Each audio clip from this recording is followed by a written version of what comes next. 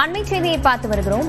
பொங்கல் பண்டிகைக்கான ரயில் ticket முன்பதிவு 8 மணிக்கு தொடங்கிய நிலையில் 10 நிமிடங்களில் 90% நிறைவு பெற்றிருப்பதாக தெரிவிக்கப்பட்டிருக்கிறது. இதுகுறித்த விவரங்களுடன் செய்தியாளர் வேல்முருகன் இணைந்திருக்கிறார். வேல்முருகன், விவரங்களை பதிவு செய்யலாம். லாவண்யா, குறிப்பாக அடுத்த ஆண்டு ஜனவரி 14ஆம் தேதி போகியும் 15ஆம் தேதி பொங்கல் பண்டிகையும் அதே போல மாட்டுப் பொங்கல், காணும் பொங்கல் என்று வெகு விமர்சையாக கொண்டாடப்பட இருக்கிறது. அந்த வகையில சென்னையிலிருந்து தென் மாவட்டங்களுக்கு செல்பவர்கள் பிரதான தேர்வாக இருப்பது ரயில் சேவை.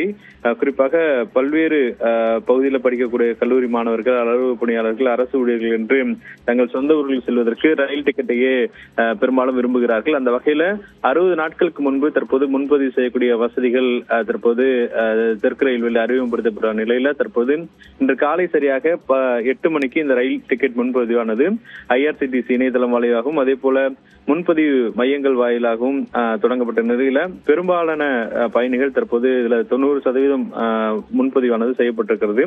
மதுரை, திருநெல்வேலி, செங்கோட்டை, கன்னியாகுமரி, தூத்துக்குடி உள்ளிட்ட ஊர்களுக்கு செல்லக்கூடிய இந்த ரயில் சேவை அப்படிங்கிறது பெரும்பாலும் விட்டு திருந்தன.